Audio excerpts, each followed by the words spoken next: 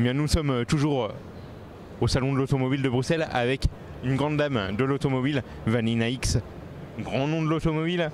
Bon, Vanina, un mot sur ce salon. Qu'en pensez-vous de ce salon, édition 2023? Ouais, c'est une édition un peu réduite cette année, mais je suis très heureuse qu'elle existe et qu'elle y réunisse beaucoup de spectateurs, beaucoup de public, mine de rien. Le monde est au rendez-vous, j'ai l'impression. Je n'ai pas eu l'occasion de m'arrêter à tous les stands et de voir les nouveautés, mais j'ai vu quand même que la nouvelle mobilité présente, c'est évidemment très important. Et puis les classiques, hein, les belles grosses cylindrées, des belles marques sont aussi présentes, donc il y en a pour tous les goûts. Et puis le salon de Bruxelles, c'est plus que le salon, que le mondial de l'automobile de Paris, puisque cette année, le mondial de l'automobile de Paris, c'était un peu le pied sur le frein. Mais si vous le dites, je n'ai pas eu l'occasion d'y être et je ne suis pas experte en salon automobile. Mais en tout cas, je suis contente d'être là et contente de voir que Bruxelles est encore au rendez-vous. C'est un honneur pour les Belges, j'imagine. Mais j'imagine aussi. Un mot sur l'hypercar. Il y a la Peugeot. Vous qui avez participé aux 24 heures du Mans, que représente pour vous cette Peugeot et l'hypercar? Ben, c'est vraiment ce qu'on fait de mieux aujourd'hui. C'est un concentré de toute la technologie qui existe à des fins de performance et de rapidité. À mon époque, c'était pas tout à fait comme ça, mais c'était déjà très performant et je suis super enthousiaste de voir les inscrits aux 24 heures du Mans cette année à l'occasion du centenaire. La liste des engagés est phénoménale. Je pense qu'on va assister à une magnifique course en juin. Alors justement, vous qui avez participé aux 24 heures du Mans, ça vous aurait plu de conduire une hypercar comme ça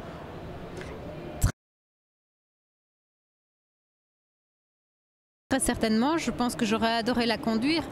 Maintenant, j'ai l'impression qu'il y a beaucoup de technologie à bord et que le pilote doit aussi quelque part être à l'aise avec les réglages de sa voiture en temps réel.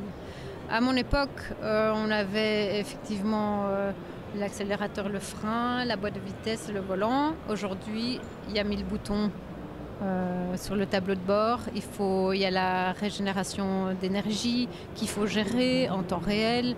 Il y a le traction control. J'en passe. Et je pense que le pilotage a complètement changé. Aujourd'hui, il faut vraiment être aligné avec les ingénieurs. Il faut être à l'écoute. Il faut être assez concentré pour piloter, mais en même temps pour chipoter à tous ces boutons, et je ne suis pas sûre d'être efficace dans ce domaine-là. Est-ce un bien, cette amélioration, justement, en tant que pilote?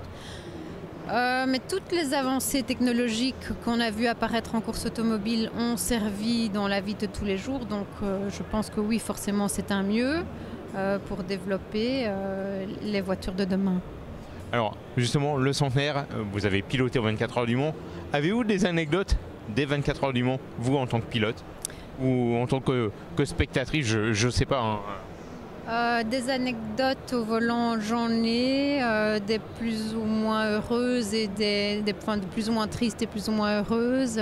J'ai quelques abandons à mon actif, notamment l'édition 2001 où mon père était directeur de course. Je roulais en Viper dans le team Belmondo et c'était une année très difficile où il y avait de nombreuses averses torrentielles, mais très courte, de quelques minutes. Et d'un tour à l'autre, le circuit changeait complètement. Je suis partie en aquaplaning au niveau du tertre. J'ai juste heurté le rail, aucun dommage apparent, mais j'ai cassé une biellette de direction. Je n'ai pas pu rentrer au stand. Et mon édition s'est terminée là, bien penaude, je dois dire, rentrer au stand, le casque à la main. J'étais pas fière, mais j'ai eu des très beaux résultats. Les 24 heures du Mans en 2011 avec l'équipe Chronos sur l'Aston Martin, 7e au général, c'est un très beau résultat. On avait un tableau de marche vraiment parfait et ça reste un très beau souvenir. Et les souvenirs que vous avez de votre papa? Je ne l'ai pas vu rouler, moi, pratiquement. Il nous emmenait rarement sur les circuits quand on était petite. Je l'ai accompagné quand il était consultant pour Mazda avec le moteur rotatif. Le moteur rotatif qui a gagné au Mans. C'est ça. Et c'est là que je l'ai vu aussi sous son angle professionnel. Et j'ai appris beaucoup. Justement, c'est là que vous avez peut-être pris le virus du pilotage? Non, je l'avais pris un peu avant. J'ai pris le virus tout simplement quand je me suis mis à rouler, quand j'ai passé mon permis, que je me suis mis à apprécier la vitesse. C'est venu tard chez moi. Bon, le Dakar aussi. On est en plein Dakar. Que pensez-vous du Dakar, l'évolution du Dakar? Je pense que l'édition est incroyablement belle sportivement parlant, mais je pense aussi que je l'aurais détesté tellement il y a du sable. Et moi dans les dunes, j'étais pas du tout performante, ça m'angoissait beaucoup de ne pas savoir ce qu'on pouvait trouver derrière. Il fallait avoir assez de vitesse pour arriver en haut, mais pas trop pour pas voler derrière. Et quand on arrivait en haut, on ne savait jamais ce qu'on allait trouver. S'il fallait repartir à gauche, à droite, devant, accélérer, freiner, pour moi c'était vraiment l'enfer. Donc j'aurais pas aimé ça du tout.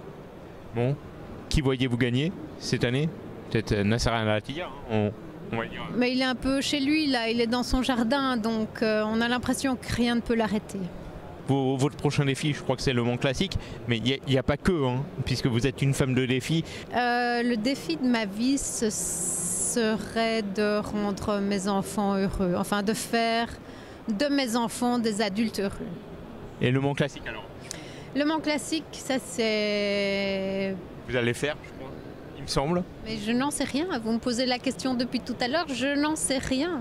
Oui, parce que c'est dans le communiqué de presse, après... D'accord, mais je ne sais... Alors, si c'est vrai, je ne sais pas sur quoi. On va croiser les doigts, on va... Et oui, je croise les doigts vraiment et j'attends l'appel de celui qui m'a inscrite sur sa voiture. Bon bah alors, voilà, Vanina, on croise les doigts et que l'appel voilà, soit lancé. Que l'appel arrive. Voilà. Amen.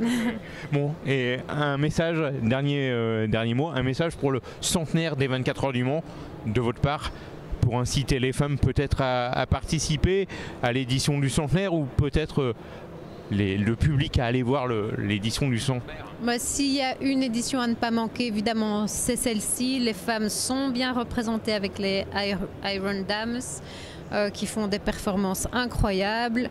Évidemment, on en attend d'autres, mais il faut y aller. Ce sera fantastique. Vous aimeriez reparticiper au 24 heures du Mans? Non, je pense que j'ai plus le niveau. Ah, vous avez la ligne, vous êtes encore sportive. Ça reste un sport de haut niveau. J'ai 48 ans, bientôt. Vous ne les faites pas. Merci. Merci en tout cas, Vanina, vous êtes splendide. Merci. C'est très gentil. Merci à vous. Merci. Merci.